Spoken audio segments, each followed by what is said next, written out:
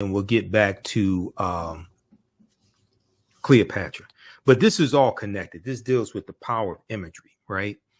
And in my lecture series dealing with the deliberate destruction of the African American family, I talk about the Princess and the Frog. So, and I'm going to pull up a picture here as well as of this, because I can't remember which where the presentation is on PowerPoint.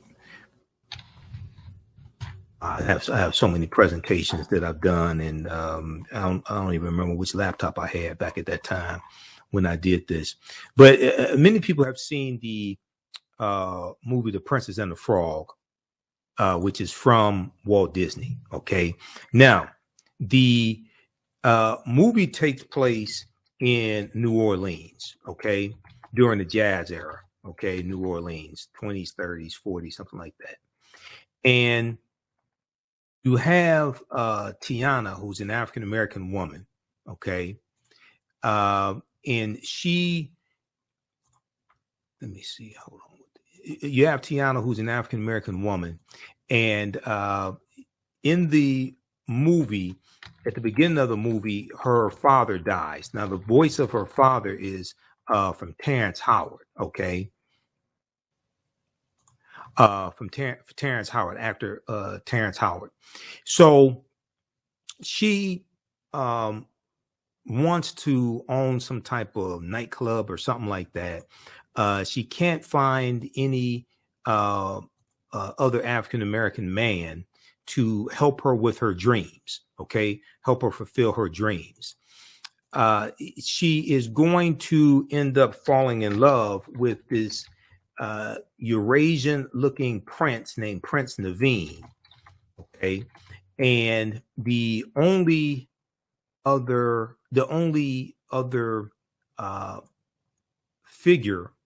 male figure of African descent is the Voodoo priest. Okay, the Voodoo priest, and the Voodoo priest is evil. Okay, so pay attention to this. Instead of the African man, the Voodoo priest, instead of him being a protector of Princess Tiana, he's her adversary, and he's evil. Her savior is Prince Naveen, who is this Arab Eurasian looking guy. But it gets even deeper than this, because the movie takes place, the cartoon takes place in New Orleans. New Orleans is in Louisiana. Louisiana becomes part of the United States through what's known as the Louisiana Purchase of 1803. In the Louisiana Purchase of 1803, the U.S. gets 828,000 square miles of land for about 3 cents an acre from where? From France. From France. This is Napoleon Bonaparte, who just 5 years later, 5 years prior to 1803, in 1798, Napoleon conquers Egypt. What's going on in the world at this time in 1803? What's going on in the world at this time in 1798? France is fighting against a group of Africans in a colony called Saint Dominique, who the Africans are going to call Haiti and later Haiti. Saint Dominique is on the island of La Isla Española, which is what Christopher Columbus called the island when he conquered it in 1492. And the western third of the island was first the colony of Santo Domingo under the Spanish. Then in 1697, the French take over the western third. They take over that western third of the island from the Spanish, and they call it Saint Dominique. When you study the Haitian Revolution, which begins in 1791, the Haitians reclaimed African spirituality and cast aside their white God as One of my teachers, Professor Kabahayawatha Kamene, talks about in the documentary 1804 from director Tariq Nasheed. They cast aside their white God. They reclaimed African spirituality. What was the African spirituality that these Africans reclaimed that to help them defeat the French? And they didn't just beat the French, they beat the Spanish and the British, because the Spanish and the British were allies of the French. They reclaimed Vodun, who Europeans derisively call voodoo. And we see the African man, the only other African-American male character in the movie The Princess and the Frog, he's the voodoo priest, so he's automatically evil. So what they are doing is also attacking the African spirituality, which the Haitians reclaimed to help them defeat these European colonizers. This is in the movie The Princess and the Frog. Whatever you do, don't let your children watch this movie. Don't let your children watch this movie, especially if they're of African descent. So then she finds her savior in this white-looking, Eurasian, Arab-looking Prince Naveen. And they go off and they turn into frogs. They live happily ever after. She doesn't live happily ever after with an African-American man that looks like her father, who died early in the movie. He was an older man. Yeah, he died early in the movie. He could not protect her. Now, I'm not saying Prince Naveen was a bad guy. I'm not saying that. Okay? I'm not saying he was a bad guy, but he wasn't a black guy. That's what I'm saying.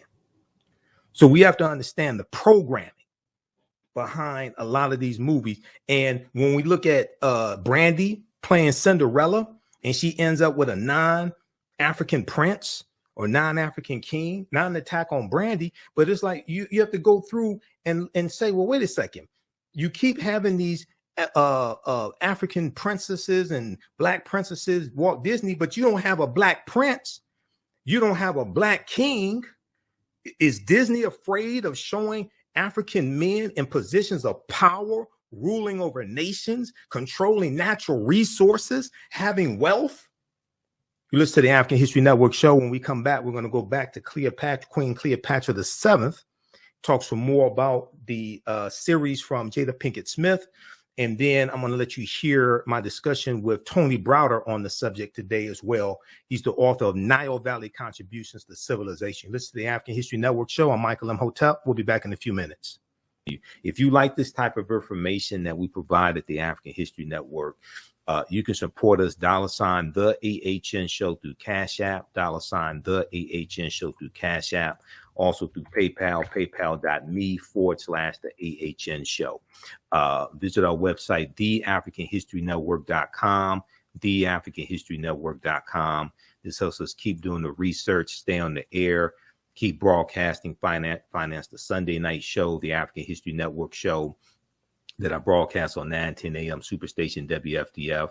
I've been broadcasting the African History Network show for 13 years, 7 years on 9:10 a.m. WFDF. So we're on Sundays, 9 p.m. to 11 p.m. Eastern Standard Time. Here's our PayPal Cash App information right here on the homepage of our website. So if you want to support us, $10, $15, $25, $50, $100, whatever it is, it definitely helps. On Saturdays, I teach ancient Kemet, the Moors, and the Ma'afa, understanding the transatlantic slave trade, what they didn't teach you in school. It's a 12-week online history course. We deal with thousands of years of history and what leads up to the transatlantic slave trade taking place. Okay, I do a PowerPoint presentation. We have book references, articles, video clips.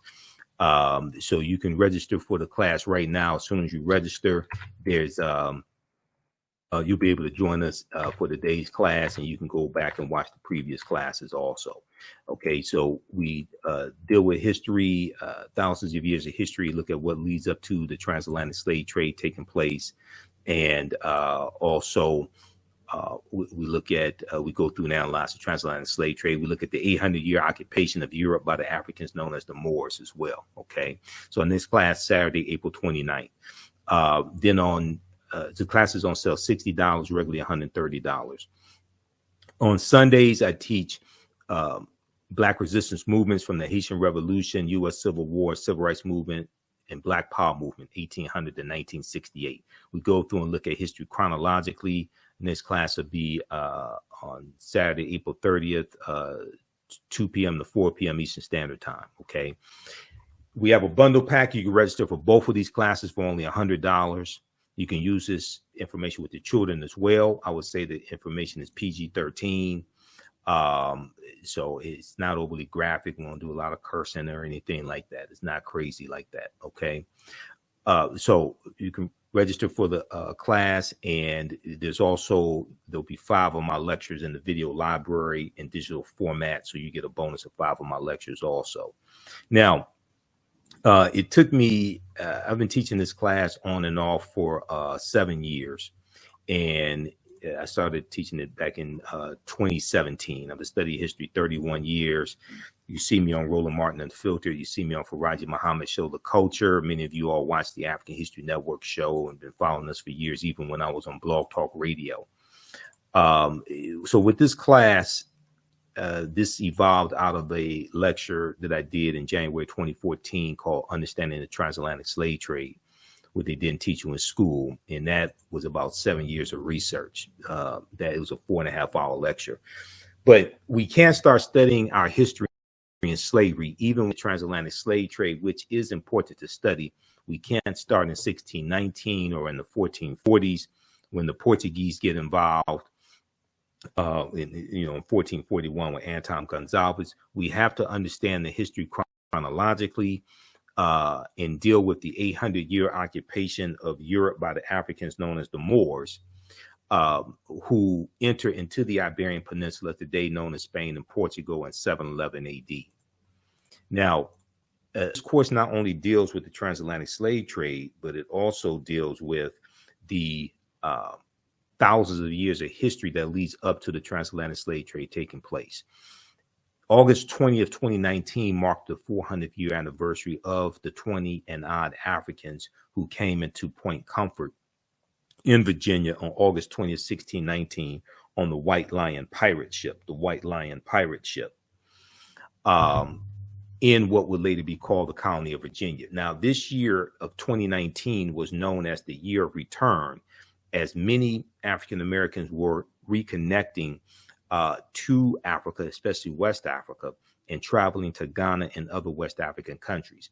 When we discuss the transatlantic slave trade, we have to first understand that African people are the original people of North, Central, and South America and have been in the land we call the United States of America at least 51,700 years ago. Now, last week when we spoke with Tony Browder, author of Nile Valley Contributions to Civilization, and he's also the author of Egypt on the Potomac and Finding Karakamoon, he talked about the Olmecs and Olmec culture as well. And we talked about the African origins, the African root of Olmec culture coming from ancient Kemet. We've interviewed Dr. David Imhotep numerous times, and these are actual slides from the class, by the way. I put together the whole curriculum. There's about 80 to 100 articles that we reference in this class. There's 7 books that we use as reference. You don't have to buy any of the books. We show you excerpts of the book on the screen, okay? But Dr. David Imhotep's book, The First Americans Were Africans, Documented Evidence, it came out in 2011. On page 14 of his book, he deals with a discovery made in Allendale County, South Carolina in 2004 by Dr. Albert Goodyear. Evidence of a African presence 51,700 years ago in Allendale County, South Carolina. Okay. And people are asking for my email address. You can email me right through the website. Go to theafricanhistorynetwork.com, theafricanhistorynetwork.com, and you can email me right through the website. Also, when we have the website up here on the screen, and then also you can email me as well at ahnshow@theafricanhistorynetwork.com, ahnshow@theafricanhistorynetwork.com. Okay. All right. Now,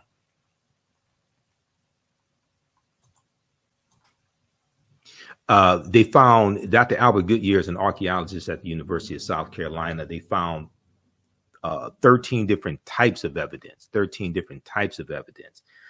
to thoroughly document an African presence in the land that we call the United States of America, going back at least 51,700 years ago. They found artifacts, architecture, campsites, carvings, Egyptian writings, footprints in lava, genetic M174D haploid groups dealing with DNA and genetics, linguistics, paintings, skulls, skeletons, structures, and tools. Okay, they found 13 different types of evidence, fairly documenting an African presence in this country that we call the United States of America, going back at least 51,700 years ago. Okay, so it's totally ridiculous for people to think, especially for African Americans to think, that African people first came to this land as slaves, conquered and shackled by Europeans. Okay, that's a total misunderstanding of history. Now, this is a picture of Dr. Albert Goodyear. He's a white archaeologist. This is an article from ScienceDaily.com, that came out in November 18th, 2004. The article was about 19 years old. It's still at ScienceDaily.com. You can go back and read it. It's called New Evidence Puts Man in North America 50,000 Years Ago. New evidence puts man in North America 50,000 years ago. Here's a summary of what the article says. Now, this is not my summary. This is the summary coming from ScienceDaily.com. Radiocarbon tests of carbonized plant remains, where artifacts were unearthed last May along the Savannah River in Allendale County by University of South Carolina archaeologist Dr. Albert Goodyear, indicate that the sediments containing these artifacts are at least 50,000 years old. Indicate that the sediments containing these artifacts are at least 50,000 years old, meaning that humans inhabited North America long before the last ice age. Okay, so we have to ask the question: well, who were these humans? Okay, who was on Earth 50,000 years ago, 51,000 years ago? Okay, these were the Khoisan. The Khoisan have the oldest DNA on the planet. They're the ancestors to the Ainu and the Twa. They go all around the world. And they were also here in the land we call the United States of America. Now, in October 2012, genetic study published in Science magazine found that the Khoisan in Southern Africa, are the oldest ethnic group of modern humans, with their ancestral line originating about 100,000 years ago. The Khoisan, formerly called by the derogatory term Bushmen, are genetically unique, and no other currently known population had separated so early from our common modern human ancestor, according to the report. Now, here are a couple of Khoisan women. The Khoisan are the short-statured Africans, okay? The Khoisan live mainly in southern Africa in territories spanning Botswana, Namibia, Angola, Zambia, Zimbabwe, and South Africa. They are largely divided into two groups: hunters and gatherers, known as the Sans people, and keepers of the livestock, known as the Khoikhoi people.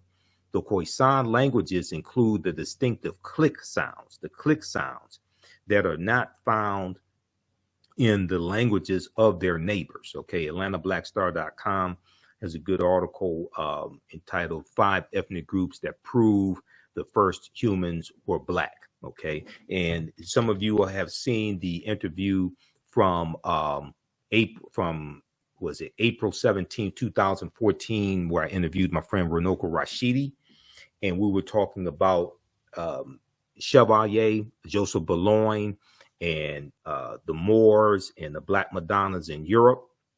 And we're rebroadcasting that interview as well, because the movie Chevalier is out, that talks about Joseph Boulogne, who is also known as the Black Mozart. Okay, and he was born in Guadeloupe. He was half French and half African.